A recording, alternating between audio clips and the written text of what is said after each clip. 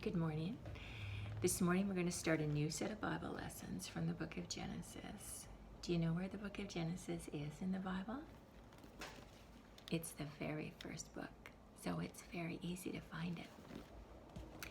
The only true answers that we have about our world and about our lives come from God Himself, because God is the creator of everyone and of everything. And we're going to learn some amazing stories of people in the book of Genesis. But you know, behind their stories is the greatest person in the universe, and that's God Himself. Because the Bible is God's big story, and it starts with creation. So who is God anyway? How do we learn about God? Well, to learn about God, there's only one way, and that's to go to the Bible. And the Bible was written for us, and because it comes from God, we know that every word of it is true. The Bible teaches us a lot about God. One thing it tells us is that God has no beginning and no end, kind of like this ring. Have you ever looked at a ring and wondered, like, where does it start and where does it end? I mean, you really can't tell.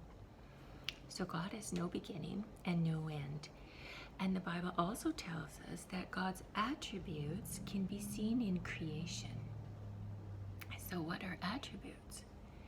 Attributes are things about God that are always true. But you know, we can't just describe God with one word. I mean, it's impossible. God is like a sparkling jewel. You know, a sparkling jewel, every which way you turn it, you see something dazzling and something beautiful that you just didn't quite see the first time. And that's like God. God is like a sparkling jewel. He's good, He's holy, He's forgiving, He's loving, He's powerful, He's magnificent, He's wonderful.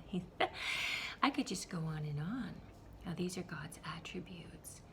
So all of God's attributes, all together, they are called His glory.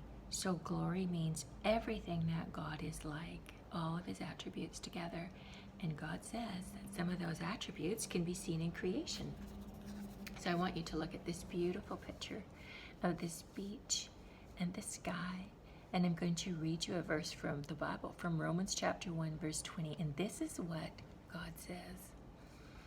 He says, "For ever since the world was created, people have seen the earth and the sky. And through everything that God has made, they can clearly see His invisible attributes, His eternal power and divine nature, so that they have no excuse for not knowing God." So what that means is that even though somebody might not read their Bible, maybe they don't go to church, and maybe they have not even heard about Jesus, but God says when you look at creation, you have no excuse for saying that there is no God. Because when you look at creation, you know that this didn't just happen by itself, that someone created it. And God says, I created it.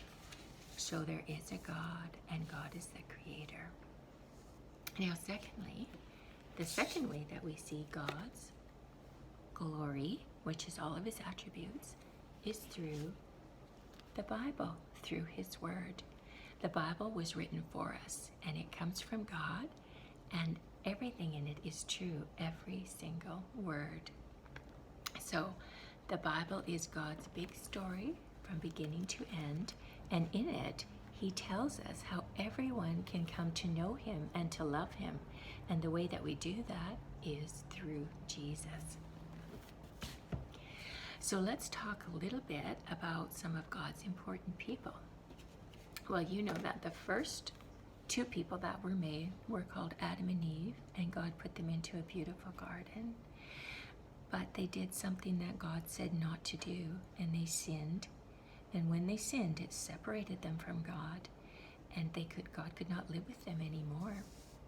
But you know, the story of Adam and Eve is not all bad news, because right after they sinned, right after they did what God said do not do, He told them that He had a plan to bring a Savior into the world, someone who would be able to save people from their sins.